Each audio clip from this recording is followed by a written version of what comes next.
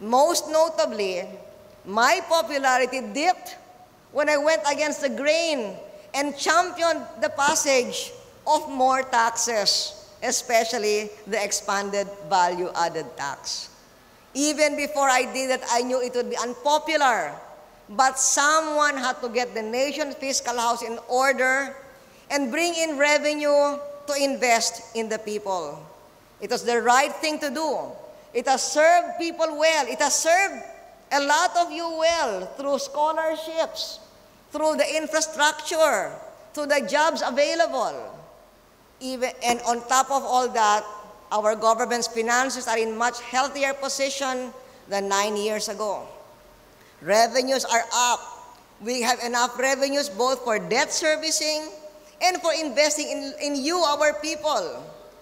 I said earlier that when I started, our debt was bigger than our GDP.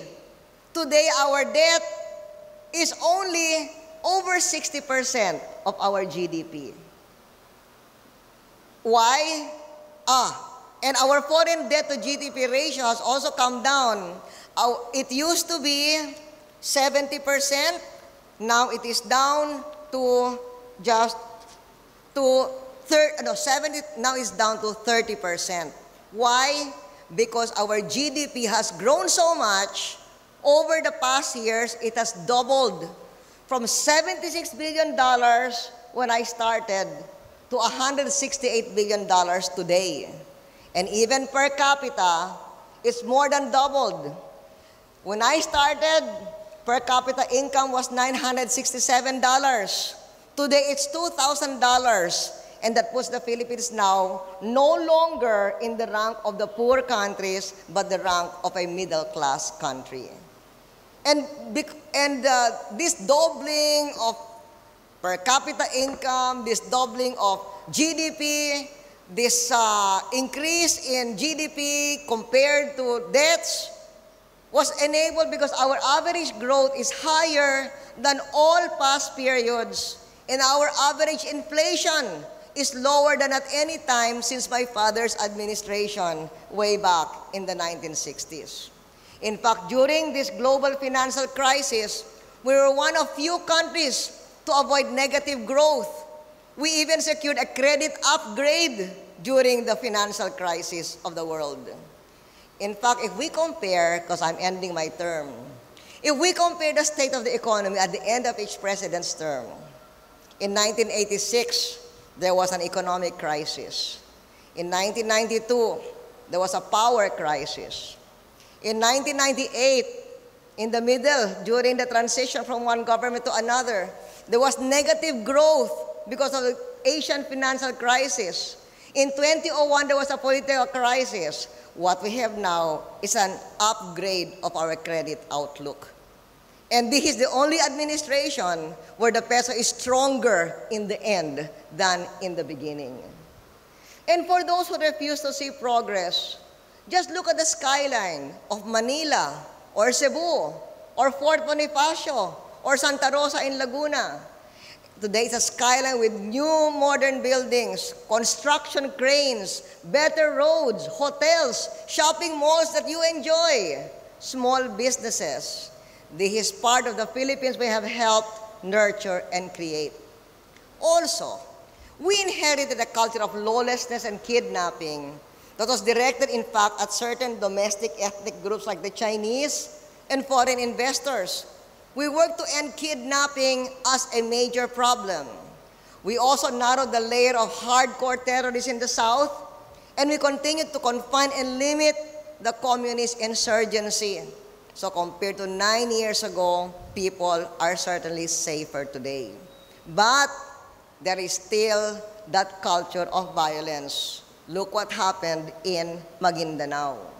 So one of the reasons why I'm here is that I want to call on all the school-age youth to help our society become more safe and let less violence.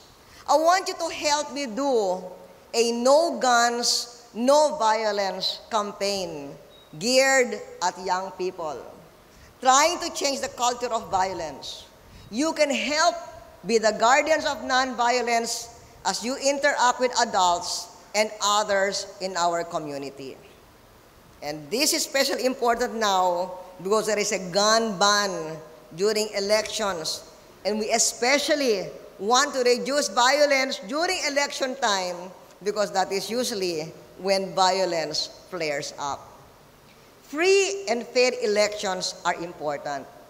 You, our young, can help begin to ensure that we have not just a free and fair election, but one that is free from violence. And I hope you can help me do that.